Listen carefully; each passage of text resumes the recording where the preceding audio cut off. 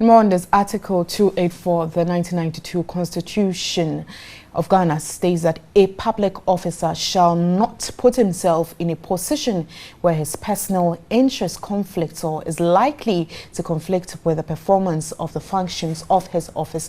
This constitutional provision has informed a new bill, Conduct of Public Officers Bill 2013, presented by Cabinet to Parliament. According to Section 21B of Public Office, a public officer may not accept a gift, favor, or an advantage that has the potential to influence the proper discharge of a public officer's function or judgment from a person with whom the public officer comes into contact in relation to the public officer's functions. And to help me delve more into this very issue, I have Edem Senanu. He is the co-chair Citizens Movement Against Corruption, and I also have Dr. Clement Apak. He is the director Citizens Complaints Unit at the Presidency. Good afternoon, gentlemen. Good afternoon. And thanks for your time. Now, let me first start with you, Edem. Now, first of all, there have been a lot of back and forth regarding this issue. Is this indeed conflict of interest? Before you even tell me what you think about the whole issue. Yes, there is concern that there was the potential likelihood of conflict of interest. Indeed, when we talk about conflict of interest, technically, there are three elements: potential conflict of interest, apparent conflict of interest, and an actual case of conflict of interest. And to the extent that a public officer is engaged in a process or a transaction where their personal interest may begin to suggest that, we don't even want the suggestion to occur. And so, for me, I think that what we are concerned about is that there was every likelihood of a conflict of interest, given the fact that a gift of this nature had been given. And that's where we start from. As to whether there was an actual case, the evidence so far does not provide us enough to say there was the direct influence. But we don't want, and that's why you have the constitutional article that states it categorically, and then the code of conduct emphasizes it some more. So yes, we are saying that we seem to have a situation where public officers, including the first citizen, be passed, even before I come to Dr. Clement Apak. So how does this really, how can this be affected, knowing that this is yet to pass and series of these issues have come up, even not just in our country, but beyond? How do we go about this? Some clarity would help. I mean, in terms of passing the code or in terms of dealing with the issue? The issue and the bill itself. Well, with the issue, I think that the Constitution itself is clear. When it says that a public officer will not put himself in a position where his personal interest will conflict or is likely to conflict, what it means is that any potential situation that is likely to produce that perception in the minds of the public or citizenry should be avoided. And to that extent, I think that it was very poor judgment for anyone to have accepted this gift in the first place. Because once this gentleman was engaged in a tender process at the national level, there was every likelihood that anyone who hears it will say that there is a conflict of interest. Okay. And one shouldn't forget that we have an executive presidency where the president appoints ministers who have influence on subordinates at different levels. So it is well within the imagination of anyone to think that there is a potential that this thing was influenced, and that's not good for us. Now, Dr. Park, couldn't the president, couldn't he just have said, no, I'm not interested in this and I don't want this, even though the Minister of Communications has early on mentioned that he's not used that vehicle? Couldn't he have just said no? Well, first of all, let me say good afternoon to your viewers, I will say our viewers, and also to express my sincerest condolences to the president on losing his mother. And then to come to the story that I don't think deserves the level of attention. Really? Oh yes. Why? That we are giving it. But be as it may, you ask a specific question, and I would wish to respond to that.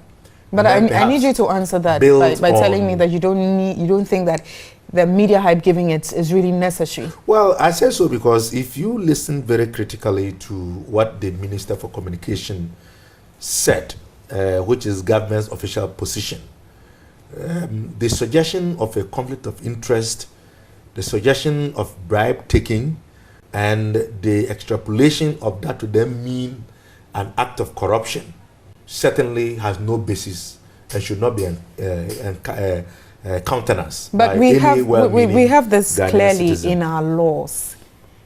I know. The first gentleman of the land has to uphold the Constitution of the Republic of Ghana. He was very instrumental in the coming into being of the National Anti-Corruption Action Plan 2015 to 2024. And if you have examined his conduct over the years, and you juxtapose that with this fictitious effort to try and draw his name into disrepute by suggesting that he took a gift that some are now replacing the definition of gift to mean bribe from somebody who had done work on the basis of a legitimately won tender, where the tender of this said contractor was the lowest amongst the three competitors, then you must ask yourself, if I can catch you there, Dr. Park, was that gift necessary? Look, let's face facts. You can give me a yes or no. Was that gift necessary? Let's face facts. It is standard. Was that gift necessary for leaders across the globe to receive gifts? Now, if somebody wanted to do something illegal, in our laws, it's stated clearly. I don't know of any law that says that a leader in this country cannot take a gift. So why didn't he publish it then? In other jurisdictions, it was not secretive. It's published. It was not secretive. If you have listened to Ghana's former ambassador to Burkina Faso, who received that gift and then brought it across the border. Did the president pay a gift tax on this gift? That is not for me to say. Let those who are accusing him. But you are a presidential staffer, so you should have information on that. Accusing him, state that, because we have stated our position very clearly. Here you're representing the president, so you should have information to know if he paid a gift tax or not. You have seen what we have presented. There is no conflict of interest. But there's nothing about a gift tax in there, so we're finding out from you. Giving and taking is standard across the globe. The gift that the president received was not secretive, it was documented. That gift was put at the disposal of the state. Did he pay a gift tax? And government has come out not to deny. Did he pay a gift tax on it? Not to deny. Fine. Did he pay a gift tax on it? Not to deny. I'm sure you can answer that question. Did he pay a gift tax on it? And as far as that gift, and by the standard definition of corruption, which is the use of entrusted power for personal gain, where we know that this gift was not for the personal gain or interest or benefit of the president, but for the state. Dr. Park, you haven't answered my question. Did he pay a gift tax? You're saying that yes, it has been documented. It is not my responsibility. How many people are aware? But you represented the president here. That's why you came here to the studio. How many people are aware? If this story hadn't come out, this information probably would not have been out, as we have the communication minister speaking on it. Let me just hold you there. The story came out by virtue of scrutiny and the Public Accounts Committee. Let me hold you there. Let me hold you there, Dr. Park, and go to the phone line and speak with Lena Chair. He is a tax law expert and he joins me via phone. Good afternoon, sir, and thanks for your time. Good afternoon. Now, what does the law, for instance, say if you receive a gift like that of the president's car and refuse to pay a gift tax on it? Yeah, if you take the Internal Revenue Act 2000 at 592, which has been repealed now and replaced with Act 896, it provides under Section 105 that a person who receives a gift is required to pay tax on that gift. Now, the law provides that if the amount exceeds 50 Ghana cedis, that's 50 currency points, then you are required to pay a gift tax at the rate of 15%, 1.5. But under Act 896, that is beginning of this year, if you receive a gift, it will be added to your income and subjected to tax at whatever tax rate is applicable to you. If you are an individual, it will be the graduated rate up to wherever you reach, and then if you are a company, the corporate tax rate 25%, and then 35 in the case of mining and petroleum. Now, as a tax expert and understanding what you've clearly stated, how is this affecting our country, knowing that a lot of these things moving in and out, and yet individuals do not pay such tax, especially related to government? I think that it is one area of the law that we haven't paid attention to in terms of compliance. Because in our culture, gifts keep moving every now and then. And therefore, we've lost a lot of revenue in that regard.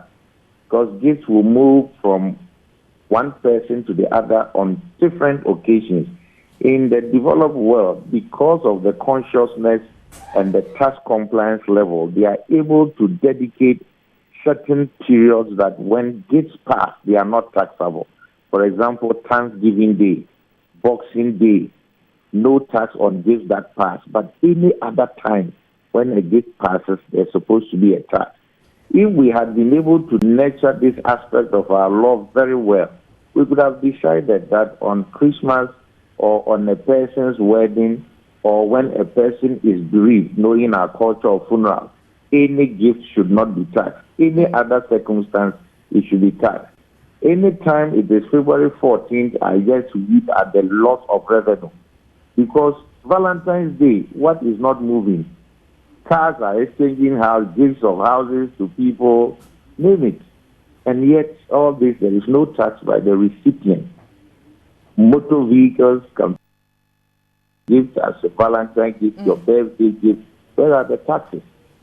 So that is one issue of the tax law that we've not paid much attention to ensure compliance. We could have had a lot. We have a challenge in our culture where you need to always thank somebody for a favor, a service, or an act, asida. So if you don't thank the person, you are seen to be unappreciative of what has been done for you. But then once it passes, the law says you have received. Because the law defines a gift as a receipt for which there is no consideration or there is inadequate consideration. And so you can see that a lot of revenue has been lost already by way of gifts that have gone untaxed. Well, thank you very much for your time and agreeing to speak with us. Zalina Chai is a tax expert. Now, back to the studio, I still have Edem Senano, the co-chair of Citizens Movement Against Corruption, and Dr. Clement Apah. He's a director of Citizens Complaints Unit at the presidency. And earlier on, I was asking you if the president paid a gift tax on this very vehicle. Well, and I'm glad that you called the tax expert, because you spoke about the fact that gifts can be added to and paid by the recipient. So has he done that? As part of their income. Has that been done? I'm sure the right officer. You're sure or you're confident confident about it? The right officer will make that available. Meaning that you don't have that information on it. What is important besides this, and to lay this concocted story, the rumor that is seeking to tarnish the good image of this president to rest, is that this vehicle was not for the personal use of the president. That has been clearly stated, this but there's some arguments. Was put in the presidential pool. That has been clearly stated, Dr. Park. But there's some arguments that for the interest was that of vehicle the public needed? Did the president need to accept that vehicle, Dr. Park? The point is this. I made the point earlier that this is not the first president in the world, and indeed in this country, who has been a recipient. But you haven't answered. You remember was that it needed? Gaddafi, it's a yes or no. Was that Gaddafi needed? Gave President Kufuor a fleet of Mercedes-Benz vehicles as a gift. Can I? Hold on. He did. Hold on, Dr. Park. He did.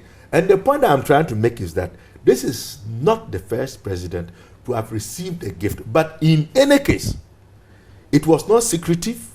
There is documentation. And he did not put that gift to personal use. Even if others have taken it, is it a justification? The reason why we are here, is to discuss the purported attempt to try and suggest. Is that the reason why we're here? Yes, that is it. You have called us here on the basis of a documentary Dr. Park, my question is seeming to suggest Dr. Park, that my question is you're veering and an act of corruption by the president. Of Dr. Park. And what we are saying, based on the evidence available, that is not the case. But the question If I there is asked the need as early a on is nation, that, was that really necessary? if Yes, there you is- stated and it is given not examples. the first time. Is that necessary? Is a yes or no? The Is that point necessary? I am making is that if as a nation we have now decided that our leaders from the beginnings of the First Republic to today should no longer take gifts, then that is a national debate that we can have, Now- and then we can come up with a standard. But as it is, this issue of gift giving and taking is not only confined to leaders of Ghana or the so-called developing world. It is a global phenomenon. Now, in most of these developing worlds, and I'm throwing this question to both of you, immediately these gifts are given. It's published. And they don't even use them or even give it to their governments. There's even a museum where they keep these things because they are gifts. And they know they are gifts. There are others who don't even accept these gifts at all. There are a number of issues that bother me, and with all due respect to Dr. Park. Number one, the situation where Gaddafi gave Kufuor some gifts, and cars for that matter, cannot be compared to this circumstance simply because the individual, Kanazwe, involved in providing this car was engaged in a national level tendering process. And if our people had done the right level of due diligence, nobody should have accepted this. So there's a totally different situation we are talking about here. And there's a lot of concern for many of us. So let's not limit it to the situation of talking about several other people have received gifts. Yes, gifts where those people are not engaged in procurement processes, that is acceptable. But in a situation where the person was engaged in not just one, but subsequently engaged in other ones, we have a difficulty. And let me proceed to say... No, you are not being fair. Let me also proceed You to are say... not Let him finish that- talking no, no, because that- we allowed let me you to proceed. speak. Please, No, as Dr. Park. He has not He given us didn't timelines. interrupt. He didn't He is interrupt when you were speaking about speaking. specifics, but he has not given Yes, us but he didn't timelines. interrupt when you were Can I speaking. So Give let us him finish. the timelines. Dr. Park, you should let him between finish. the gift giving and the so-called procurement Mr. processes Sanano, that continue. he is talking about, and the fact that the person who won that bid, But he was did work the for the lowest. country.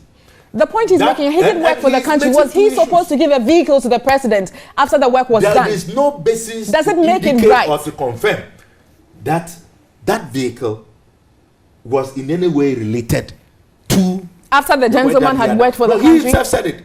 He said, And I'm asking you that gave after he a had worked for the definition- country- he gave a definition of 3 levels of I don't know why Conflict of interest. After he had worked for the country, what does that amount He's to? trying to muddy the I wrote them down. You are muddying the You waters. gave Listen, 3 different the levels. contract process, the That is procurement what you did. process had begun before this gift was provided.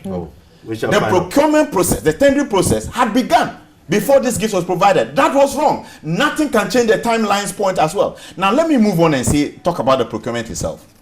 The point is this: we have a ceiling to what can be done outside competitive open tendering. What that ambassador did, writing to people to respond, was a selective tendering process, which should not have occurred given the amount involved, $650,000. There are so many questions that we cannot answer at the moment. We do not know for a fact in whose name has this car been registered. So when we say that there is no issue of personal gain when he wants to look at corruption, it is not clear. It is clear. And so as far as we are concerned, All right. the citizens movement against corruption wants the communication It minister is to very come clear. out with Okay. proper information. It is very clear. He That's should all clear time will allow us and this clarify afternoon. what exactly Thank has you happened with so this much, transaction. Adam Let me tell you Senano, one thing. co-chair Citizens Movement Against The- Corruption, and also Dr. Clement Apak. He is a Citizens Complaints Director for the Citizens Complaints Unit at the Presidency. Thank you, gentlemen, for your time.